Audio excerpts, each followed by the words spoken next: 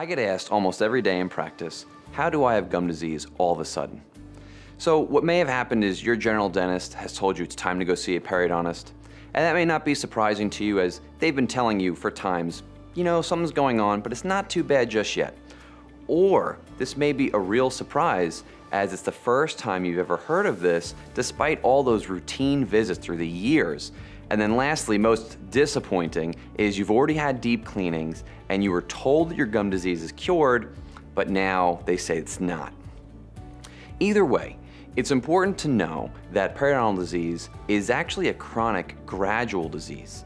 And so you should think of it more like high blood pressure or cardiovascular disease. Now, you don't want to worry about it. It doesn't mean like high blood pressure or cardiovascular disease that you're going to be going to the hospital for invasive procedures. But what it does mean is you should understand that there really is no cure. In fact, what we do is instead manage gum disease. So if you were to have a cold or a sinus infection, you take the antibiotic would get rid of that bug, and thus you've cured that problem.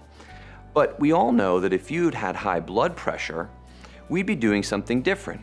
You'd go to the doctor would tell you, you know something, I think it's time that you start taking a blood pressure medication. So let's say you take that blood pressure medication. That blood pressure medication will lower your blood pressure. But then the doctor says, you know, I think we can do a little better. How about we start doing some diet and exercise? So you start adding in diet and exercise, and what comes of that is you get a further drop in your blood pressure.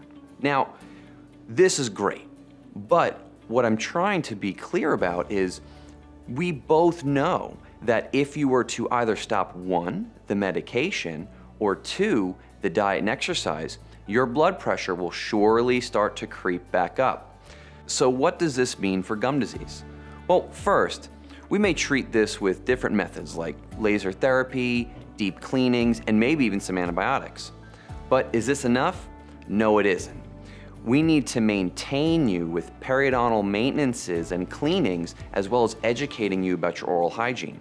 This is equivalent to the diet and exercise that would be added to the blood pressure medication. One special thing about gum disease is that you see there are periods of activity and periods of stability. So when your doctor may have caught you at a high point during a maintenance visit, this is a perfect time to come in and get an honest evaluation about your periodontal status overall and what could be done in the short and long term in order to maintain your best periodontal health. So if you're watching this video, chances are you're looking for a periodontist.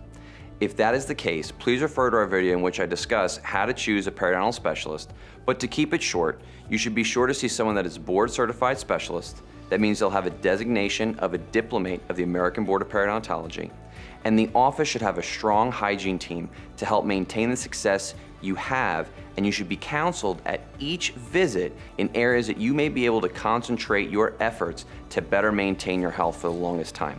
Lastly, your periodontist should be able to clearly inform you on the treatment modalities available to you so that you can advocate for yourself and be an effective team member in your own treatment.